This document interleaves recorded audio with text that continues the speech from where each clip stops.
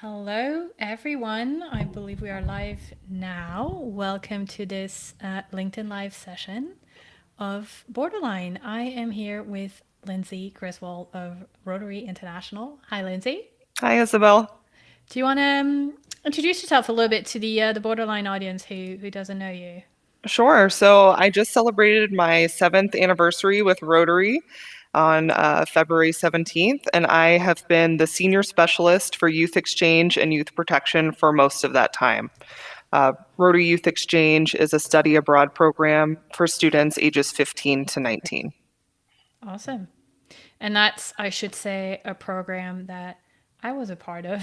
Yes, it is. This is how we know each other. Yeah, many years ago, I was. Sorry, I'm just making sure the stream is working because I'm seeing funny things. Yeah, all good. Yeah, many years ago, I was an exchange student in New Jersey Hmm. back in 2001, 2002, Right. from France, and I think you were an exchange student as well. Where did you go? Yes, I was a short-term exchange student in France, not with Rotary. It was through my school. So between my year eight and year nine of my school. And then I also did a study abroad program. It's more of a civil service organization with the United States Peace Corps. And I served in Kenya for 2 years. So I lived with a host family. I cooked the food. I ate the food. I learned the languages.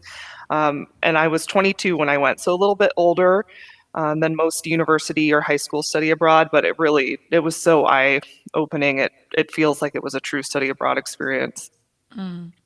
Do you have like one memory that stands out or an experience there that stuck with you? Yeah, I taught at a school for the deaf. That was my assignment. I studied speech and hearing sciences in my undergrad degree, and I took American Sign Language as part of my coursework.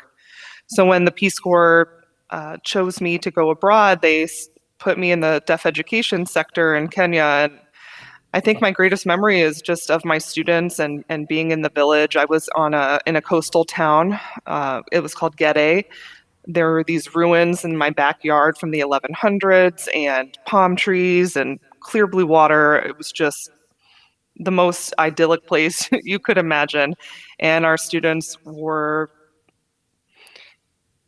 I mean, it sounds so cheesy and like what everyone else says, but just being with them was so awesome, and to see the way they think and feel. And it was a boarding school, so I got to be with them all the time. I lived on the school campus as well. And a deaf school is a very loud place, actually. So it would be really fun to hear them at night, shouting at each other and playing and studying. I miss them. That's funny. That's like a double culture shock, in a way, because you're going into Kenyan culture and deaf culture, which Yeah, both aren't and yours. we were trained, my group was trained in Kenyan Sign Language, which is different than American Sign Language, which was helpful for my students. But most of the people who I interacted with when I wasn't teaching were hearing, and so we're speaking Kiswahili or the local tribal language. A lot of people speak English as well, but you want to insert yourself as a study abroad person, as an exchange student. So my Kiswahili was very lacking, but I tried to do as best as I could. People were very patient. Did you keep any of it? Could you have a conversation today? Najua and Dogo, I know a little, Yeah, but that doesn't help me, but probably just greetings yeah. and basic questions. I hear you. I used to live in Cambodia, and mainly everyone spoke English to me, so it actually made it really difficult to learn the language because you just don't really get to practice it so much. And Right. yeah, I know three words today, I think. So youth exchanges, clearly that had a major impact on you because you ended up working in it. Hmm. so yeah, what kind of brought you into working with young exchange students before Well, that? the Peace Corps was a really informative experience, as I said, and I returned to the States in the summer of 2008, so right when the U.S. was going through the Great Recession, and everyone told me, you'll have this Peace Corps experience on your resume. Everyone's going to love it. You'll get hired right away. Well, I got back and nobody was hiring anyone, no matter how cool you were. So I went into an AmeriCorps program, which is basically a US civil service organization, and I got into education that way, and eventually transitioned to international education when an opportunity opened up at Rotary. So Mm, I've used, and I have my master's in social work as well. So we work with students who struggle on their exchange too, and I've used those social work skills to inform my work when I'm working with those students who are struggling. Because you know mm. that W curve of the little adjustments here and there in the honeymoon period and reverse culture shock. It can be a lot. Yeah. What are some of the issues that you see, um, kids have kind of recurring issues that people who are, especially young people, but I think pretty much everyone who goes abroad, needs to think about. Hmm. You touched on this in your conversation with your last guest, but Gen Z is so connected to their devices, and it's really easy for them to be in both places at once. I think for you and myself, I still had a T9 texting on a little Nokia phone, and that's how I was talking talking with my family when I couldn't. It was very expensive, even just to send one text. So I think that's a struggle, is just really being here now in your exchange and not connecting all the time to your folks back home, because it's so easy to get more homesick, to not integrate into your life. And so that's one big struggle that we see quite a bit. Yeah. Yeah. I barely talked to my family that year. Just the technology just wasn't there, and it was tough. But in a way, it forces you to integrate and to learn the language and to make friends where you are for sure. Right, right. Yeah, yeah. Hello, everyone watching. By the way, I'm seeing the comments. They go through really quickly, but I love everyone. Like, there's so many countries represented in the audience, which is really cool. I haven't seen anyone from Kenya yet, which is where you were, but it's really cool to see. And if you have, we're here, by the way, with Lindsay Griswold. We're talking about exchange programs for high school students, really, mainly. And if you have any questions around, if you've been an exchange student yourself, if you want your kids to be one, if you have questions about how to make it happen, definitely put those in the comments. So one thing I wanted to touch on, Lindsay, I feel like is an elephant in the room this year, is it is so hard to go abroad right now. And so I wondered what happened, when the pandemic first happened, and there's, with my family, I hear about exchange programs and all that, and I started hearing about kids having to go home in the middle of their exchange years, and I was just heartbroken for them. So I wonder, how that went, how that impacted exchanges. Have people been able to stay, to continue to go abroad, or things suspended? What's going on? Right. I really felt for these students. I was actually evacuated from my study abroad program in Kenya 10 months early due to political unrest. And it was at the drop of a hat. I mean, on a Friday, I was with my students. On Sunday, I was in Nairobi. We were going home. Mm, So when this happened, it felt I felt for these students in such a different way than I think a lot of people did, of, oh, sorry, you have to go home and end your year. But when you're in it, it's completely devastating. So our program at Rotary decided to suspend exchanges, I think starting in April, and then eventually we canceled for this academic year as well. It has mostly to do with student safety and the lockdowns in all the different countries. Our program's a worldwide program, so it's hard to say, well, this country's doing this thing and this country's doing another thing. This one's completely COVID free. This one is really struggling. So to be fair to all concerned, which was one of Rotary's main tenets, we decided to cancel the program. And we did quickly pivot to virtual exchanges, which is a way to give more students an opportunity who maybe don't have the funds to go abroad, who can't take off a semester or 2 semesters of school, who have mental or physical disabilities that will not allow them to go abroad for that long. So this virtual exchange program has really changed the way we've looked at the world, and I think the way we've totally done work in general, even outside of exchanges. I mean, these Zoom conversations and all of that are now just so the norm.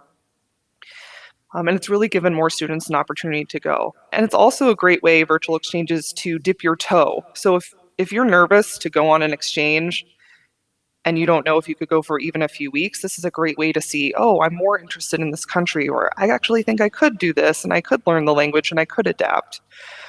So that's one way we've adopted to this year. How does that work though? Because I'm always personally, I'm like, oh, one more thing on Zoom. Like I always hesitate, when I have all these conferences Of course. happening on Zoom and all that. So how does that work for the kids? It's usually a 2 to 3 month program, at least for our program, and it's structured. So it's not just, hey, talk to this kid in this country for an hour, like once a week. They'll do, cooking demonstrations with each other, or they'll have language teaching with each other. We have them work on service projects together. They bring in outside experts from their countries to talk about certain hot topics, introduce you to your host family, show you around your home, go on a museum tour in your country. So, yes, it's not the same as going abroad and living there and being there. And I understand the Zoom fatigue completely. Completely. She says on Zoom right Yeah. now. I think everyone is pretty much there. However, the main thing we ask exchange students to be is flexible and open. And this is a flexible, open arrangement that can really give students access to something. And Gen Z is living on their phone. They have a work-life blend where it doesn't feel as, I think, for maybe us older millennials or even the generations before us, it doesn't feel like this task all the time, perhaps. Now, that's my opinion. I would love to talk to a Gen Z about what they think about it. Yeah, next time we'll Yeah. get some kids in here. Yeah. No, the way you were describing in the beginning. It kind of feels like a kind of updated like pen pal system that we used to have when, at least when I was in like elementary I did. school. I I would had a write French letters pen to this pal. girl in Germany, and Yes, my pen pal's name was Elodie. I met her I took French class in fifth grade, and that's how I got so interested in France. And yeah, it really is like a pen pal situation, except it's more face to face. so you touched on it a bit. You were talking. Oh, I have a question. I would love my daughter to go on an exchange program to the U.S., but I don't know where to look. Question from Samia Mudakir in France. So that's you. You can tell her how to go about Yeah. sending her So if you're kid. looking to go with Rotary, Rotary is a completely volunteer-led organization. So it's a lot less expensive than some of the other for-profit study abroad programs, which you have to find the one that's the right fit for you, right? If you have a Rotary relationship, it can be really helpful to go with Rotary. And even if you don't, it's also really nice to know that people are volunteering out of the goodness of their own hearts because they want to have these experiences as well, hosting a student or supporting students on exchange. You can write to us at youthexchange@rotary.org, and I'll get you connected to the local person in your area who organizes exchanges. Usually, for our program at least, exchanges are not, oh, I want to go here, I'm going to here. You have to see where districts, Rotary districts, that's what we call our different areas, are partnering with and where the program is active. I remember I had to put like a wish list of Hmm. countries together. I mean, I did have the US at the top and I ended up in the US. Though I remember I was told I was going to Oregon at first and then I ended up in New Jersey, which Those are is, quite I mean, different. it's almost a different country. It's as far as you can possibly go. Oh, yeah. And I think a Between, lot of times people want to come to the US because, well, I think our reputation is changing, and we could talk a lot about that, but it seems like it's this great place, and we see it in Hollywood, but a lot of times people are going to, like your last guest, to a farm in Des Moines, Iowa. They're going to New Jersey. They're not, necessarily going to be in LA on Hollywood Boulevard. It doesn't look like that, or in New York City. Our people and volunteers and students are everywhere. And I think just, if I'm going to France, oh, I'm going to be at the Eiffel Tower every day of my life. Well, no, it's actually not like that in a lot of parts of France. but I So, think that's the beauty of exchanges is you don't get what you expect, and it's because you're knocked off balance mhm. that you develop new muscles and that you grow so much as a person. I remember, yeah, my brother, my middle brother went before me, and same, thinking the U.S. Oh, go somewhere excited. He ended up in a village of 100 people in Connecticut, where it was just like the host family had a very different lifestyle. Hmm. It was hard to adapt to, but it's by learning to adapt that you grow up, and that you get the benefit really of an exchange. Exactly. I was told the same thing when I was placed in Kenya. Well, first of all, I submitted my application for Peace Corps and just said, I'll go anywhere you send me. So it could have been South America, it could have been Asia, it could have been on a tiny island in the middle of the Pacific. And it just happened that they have a deaf education program in Kenya. But even when we were placed at our sites, we did training for 3 months together, all 50 of us. And then we were split up into our sites. They first told me I was going to a border town called Busia near Uganda, which has a very different feel than this beautiful beach place I ended up in. So I was fully prepared to go do that, and then they switched at the last minute. So again, flexibility, that's the number one Yeah. skill. Yeah. And you mentioned affordability earlier. I think one thing that's worth remembering, and we'll talk about that a bit later, but I think one thing that's worth remembering is if you go a little bit closer to home rather than, try to fly to the US, for instance, if you're in Right. Europe or if you're in Asia, you're going to be able to do this in a more affordable way as Hmm. well. It's something to keep Absolutely. in mind. And I want to touch on that, but I want to take a question from the audience. Adrian Nunes is asking, I want to ask what happens with alcohol, smoking, forbidden foods, unwanted pregnancies, broken legs, the whole the whole list. Never happened to me, but it has happened in a minority of cases, and they can get complicated very quickly. Yes, there are rules. I remember them. No drinking, no driving, no dating, no drugs. The 4Ds. Hmm. How Those are yeah, how not are the Rotary kids rules, kind yeah. of, those are the Rotary rules. I'm sure every program has rules, but kind of how are the kids sort of, watched when they're and disciplined when they need to be, when they're so far from their parents. Right. And so they're not Rotary International rules, but a lot of districts have adopted these 4Ds. And we support districts with whatever they think is best as long as it aligns with our own program policies. I think it's important to talk about that not everyone's exchange year is life changing in a positive way. For some people, they really struggle, whether that's with sexual abuse and harassment, they undergo a mental health issue, they start exhibiting an eating disorder, they have a really hard time adjusting and become depressed. I mean, or they do something like break their leg, which seems innocuous, but it actually can have a really huge impact on your exchange, especially if you're in a place that's very active, and it's hard to keep up with your, first you have to go through the medical process at wherever you are, and then insurance and making sure you're healing and you can still keep up with your friends. So these are things that happened. Programs that are really good, though, will have ways to address those issues. For the more emotional support for Rotary, we have counselors, so one-on-one relationships. Then these people are specially trained to support young people. So they're checking in with them. They're making sure they're adjusting okay. They're asking the hard questions. They're taking them out also for, coffee or ice cream. And now this is like the normal times, the before The times. before times and the after times. We'll come And the back. after, there will be after times. There absolutely will. And so that's kind of how we make sure there's checks and balances. Also, the host families are to know where they're going and what they're doing. And exchange students are told that they need to adopt to their host family rules. In our program, we expect districts to have 3 host families at least for each child. And that can be very jarring when you're an exchange student and you've just adjusted to one culture. But it's also really important to see that one family in the same town is not the same as another family in that same town or even next door. It's a really important part of the experience. Yeah, I had three families, and all of them very different, and yeah, adapting to the third one especially, in a way, was the best, because they really like took care of me, and like I just had a great time. But they had rules that were much stricter than what I was used to in my own Mm, family.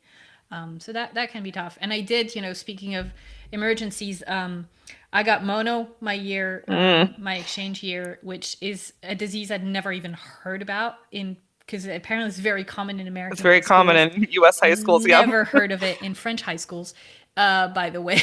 But yeah, I was home from school for more than 6 weeks. Wow. almost sent back to France, which I was fighting tooth and nail against. I was like, no, no, I'm feeling great. I was like, oh, I'm I'm exhausted. fine. No, I'm great. I'm fine. Don't send me home. So that was a weird time, and it did mar the experience a little bit. But I, yeah, in a way, it's things that just can happen at home. They can happen wherever, Right. and you just deal with it. Um, One thing I wanted to get into, I mean, you mentioned sort of accessibility, whether that's for lower income kids or kids with disabilities, anything like that. And I noticed in a lot of the exchange students that I've encountered, it tends to be more middle class, upper middle class kind of kids. I don't know if you've thoughts about kind of how we can make this more accessible, more, either for cost reasons or just because culturally some kids have just never even heard of the option. Right. There's my colleague Logan and I are actually setting up a webinar about diversity, equity, and inclusion in exchange to talk about some of these issues. And we're working with Boston College researchers in their higher education program. And there's a ton of research on this topic about how students of color in the US are left out of education abroad experiences, or when they go, they're very marginalized when they're on these experiences, especially depending on which country they go. I think we have to do more education. And I also think that we are moving toward a more global world where this kind of experience is more normalized and expected. And because of the virtual space we're in, it's going to be more inclusive of all students. I know the Peace Corps has a program where you can pair US schools with a volunteer and they can do sort of this big pen pal thing like you're talking about. And that really opens up students' eyes to the different happenings in the world and the kind of experiences you can have. I don't know if I have an answer on how we get everybody involved, but I really do think that it would really change the world. I mean, you're making a little peace builder when you are sending a student on exchange just to get that kind of perspective. Between the ages of 15 to 25, it can change so much of the stereotypes you've had, the assumptions you make, your interests. I think that's a huge one. If I had never gone abroad, I would have never figured out that I really do love education, but I'm not a good one-on-one teacher. I really am not. So I think kind of figuring out what you don't want to do is helpful, and study abroad definitely informed that for myself at least. Yeah. I mean, it's really genuinely the most important thing I've done in my life. If you look at, I've lived in 4 other countries after that, and Hmm. and this podcast that I'm building, it's like, it's like in itself a little like exchange student alumni club in a way. Hmm. Hmm. Absolutely. Um, I'm sorry, I'm like reading the I'm comments also right at the reading. Yeah. same time. It's really hard to stay focused. Sarfaraz from Pakistan said it's a great idea. Everyone must surely experience different environment, cultures, and civilization. The issue will be that not everyone will afford it. Yeah, 100%. I think so. I know the Rotary program. I know there are others. Because it's nonprofit, the fees are reasonable. It's like, your Hmm. visa and your plane ticket and your health insurance Hmm. essentially. Hmm. Um, and I mean, kids are so resourceful now. Whether that's like a GoFundMe or saving up some babysitting money or scholarships or things like that. So it not saying by any means that it's easy, but there are ways for sure. Actually, one thing we were discussing on the last episode with Kate when we were talking about this is I would personally love to see a more universal, public education kind of as part of your curriculum. That's just a thing that you do. I mean, that would Absolutely. be. Imagine if everyone on the planet had that experience, how much different we would be. It would be so different. I know that's a big expectation, especially in European countries, is, oh, we just always do a gap year. That's completely normal. But I know when I sometimes think if I could have studied abroad in high school, and I don't think I had the maturity or the wherewithal to be able to do that because it felt like I'd be missing something from my high school experience to go abroad. And even in college, I didn't go abroad either because I had those same kind of feelings. And I really think that if it was compulsory, I would have felt differently about it. But they grow that American high school experience to be this end all be all, and same with the college experience, that I just couldn't fathom possibly not doing it. I think it's yeah, I think mentalities are changing, at least in Europe. But even when I went, which was 2001, I had people tell me, "Oh, you're gonna lose a year. You're gonna stay back." Because yeah, I had to kind of, when I came back to France, it was a gap year within my high school experience. So I was 19 when I graduated, when everyone else was 18. Which, when you're 18, is such a big deal, and then when you're 30, is like, who Who cares? cares? Yeah. But there really was that mentality of, oh, you're wasting a year, you're losing a year, which it's no, you're like gaining 10 really by Gaining giving so on. much. Yeah. Yeah. What well, let's get into that. What are some of the benefits, I think, to the individual that you see? Like, how are they transformed at the end of that year? I'm thinking of this one story. When I first joined Rotary, I was working with our alumni, and our alumni are anybody who has completed a Rotary program. And there was a youth exchange student from the 80s who had gone to Chile, and she had come back to the US and she decided she was going to study Spanish in college, and she became a Spanish teacher. And so, I mean, the, those kind of experiences directly impacted her, the whole trajectory of her life. And she was reaching out because now she had a 16-year-old daughter who was going to go study abroad in a different country in South America. I just think all of the impacts that just one experience had on all of the students she taught Spanish to, the people she came in contact with in her host country, her daughter's experience. I mean, she must be in her early 20s now. So did she decide to study Spanish in college too? Is she studying abroad somewhere else in her college years? And I know that's such a small story, but it really speaks to the impact of just one decision in your life can completely change everything else that's happening. Yeah, I mean, if you multiply it, that's something I've noticed, I think, with pretty much all exchange students, is they tend to make a lot of converts around them. Yeah. So, I know my dad wanted to go when he was a teenager, didn't have the opportunity at the time, back in what would have been the 60s. Hmm. And so he gave us the opportunity. And so my older brother went. And the second my older brother went, I was 11 years old, and it was like I couldn't wait to go as well. And when I was in the States, my host sister had never heard of this until she met me in history class and asked her parents to become my host family. And next thing you know, the next year she was in France as well. So, Wow. yeah, there's just so many ripple effects, which I guess proves that it's an experience that definitely is convincing, I think, Hmm.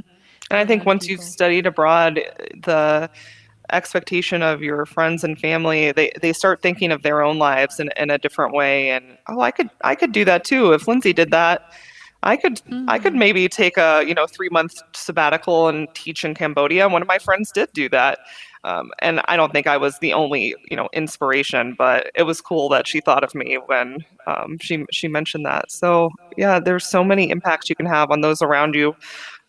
There was no Well, social media had just come out when I was studying abroad, but it was really fun. I remember when it was becoming more widespread to reconnect with friends in my village and people, my students even, who were using social, and just being able to connect with them that way was really special.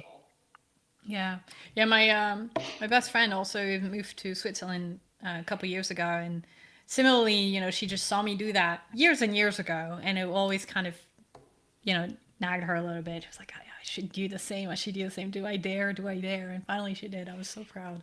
Mm. So yeah, it does definitely.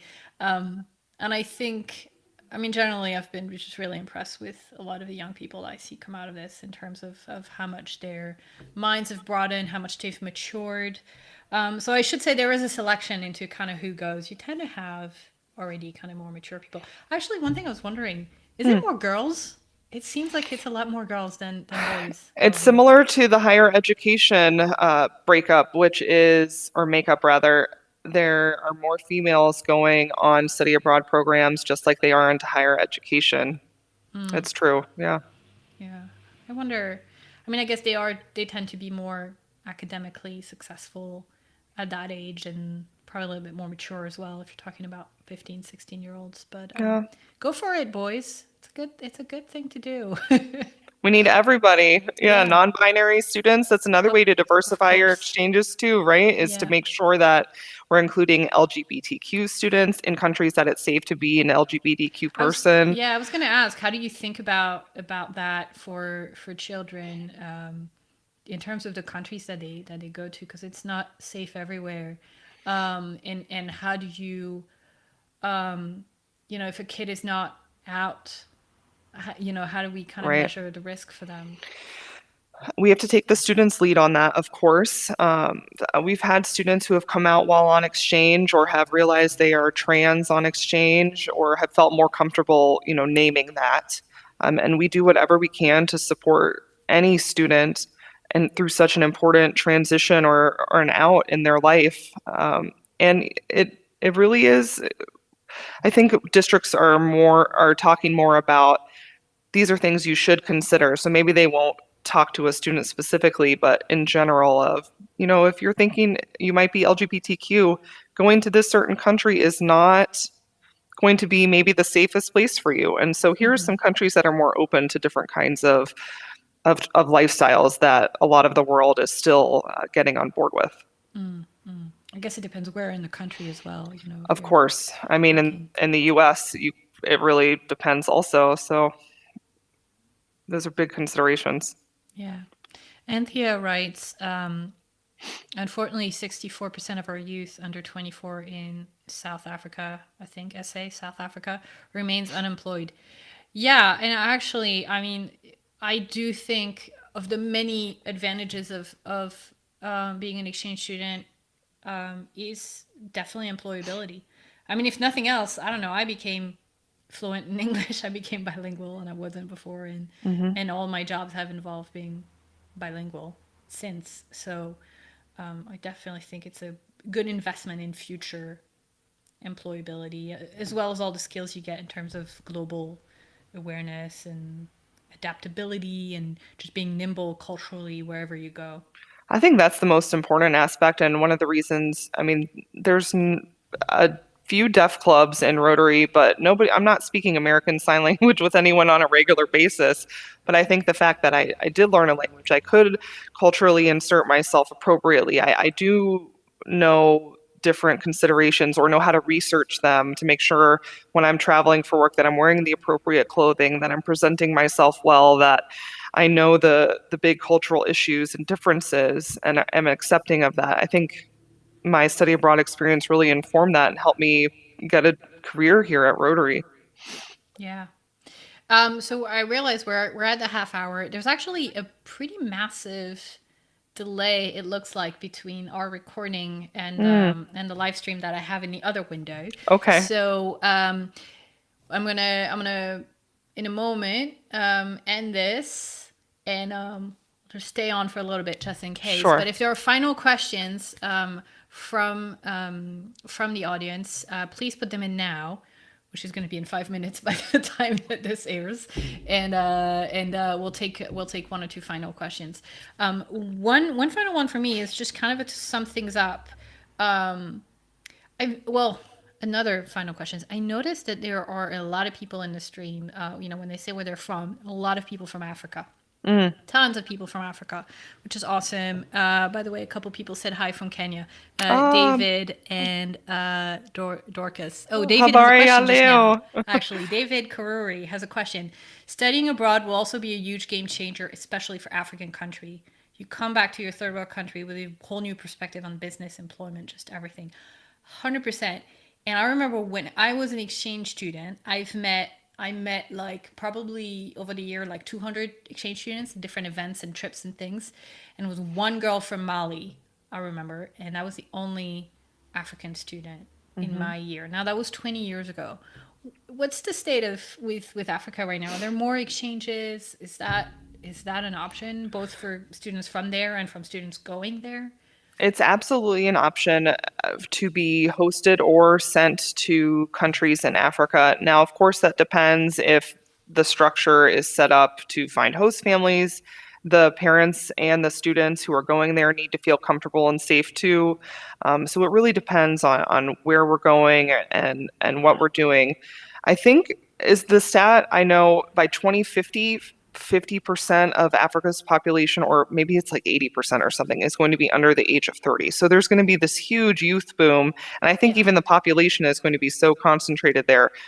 We're going to see that take off. I think we're at the very beginning stages of seeing more students from Africa becoming interested in exchanges, going on exchanges there, and anything we can do to support people who want to study in or study from Africa.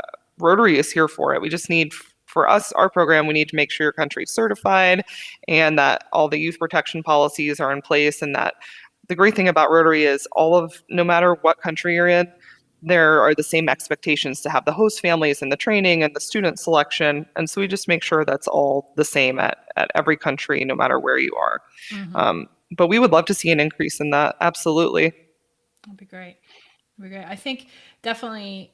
I know when I was in exchange student, everyone kind of immediately thought United States, like, and also a lot of people thought because they wanted to work on their English, which is fair. But honestly, I think the language is such a minor consequence of. I mean, it's great to speak a foreign language, but compared to everything else you're learning as a human being, it's pretty much at the bottom of the list. And I think maybe the experience of going somewhere a little bit more unexpected can really transform you in a different way. Right. And we have to remember too that the US is not the only country that has English as its first language, That right? too. England, Australia, New Zealand, many Yeah. countries in Africa work both in English and, for instance, in Kenya, Kiswahili. So like they do both as they Mm. publish everything, their government meetings, all of that is in both languages. So yeah, it really You depends get on where two you go. language.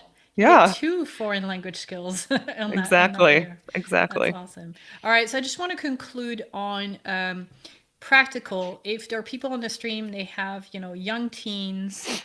Um, how far ahead do they need to be thinking about this? How long does it take to plan? If a kid is like 12, 13 right now, wondering Mhm. about this, what do they do? I think getting them involved in global experiences where you live is really important. So, again, I have a US lens, so I'm going to keep using US examples, but we have a sister cities program. However, that is international, right? So, your city probably partners with another city abroad. You could see what volunteering with them is like. You can get involved in a Rotary Club and maybe meet some different folks through that way. If you're thinking about going abroad sooner, usually you want to plan a year, at least a year ahead of time. Now, this is if we're in a typical, everything's operating as normal year. So usually students start applying. And again, this is in the US where our school starts in September. So they start applying in September. They're usually selected to go somewhere in December and then leave in August of that next year. So Mm-hmm. you have to do a lot of prep work, make sure you're trained, that everything is set with your partner district and your partner country, and that you've gotten your insurance, your visa. The visa process takes a really long time. Uh, we Yeah. could have a whole show on that. Uh, And it depends on the country too. It can be, and I mean, at this moment in time with the pandemic, visas there's a are lot of restrictions. Yeah, exactly. stressful. So if you have a country your heart's set on and they're not accepting students, again, we might need to change expectations there. So again, flexibility is the name of the game. Honestly, it is the skill that I use the most, that I gained from that experience, and it informs everything I do now. I really didn't have burnout from the pandemic until I think 8 months in, which is it's pretty good. I That's I impressive. think because it was like, oh, of course, that's fine. I'll just adjust to this. We'll be okay. And I really thank my study abroad experience for that, for being able to adapt for so long. Now Hmm. I'm ready to move on. Yeah, I think we're all we all are now, like a year in. We're Well, almost there. thank you so much for joining, Lindsay. This was super interesting. I hope people got answers and inspiration, and hopefully we'll see, a lot of maybe not them, maybe their kids. I think the audience is a little bit too old for this, but maybe they can take a job abroad or be expats, or it's good at any age to do this. And if you can get creative, there are study abroad experiences for adults, or we have friendship exchanges through Rotary and things like that. So I think it is definitely possible to have a meaningful exchange even as an older person. And be a host family because you gain as much as you do You going really away. do. I hope one day when we have a family, we're able to do that for a student because it really is just so life changing. Oh, 100%. I got to have a few. I got to be host sister to a few people when I was young, and I will definitely want to be host mom. Give it a few more years because Yeah. I wouldn't be a very good one right now. But yeah, definitely. All right. Well, thank you so much. I'm gonna cut this, and I'm actually gonna take you away, and I'm gonna stick around for a bit until the stream actually ends. All right. Thank you so much, Thanks, Lindsay. I Isabel. really appreciate it. Have a good one. You too.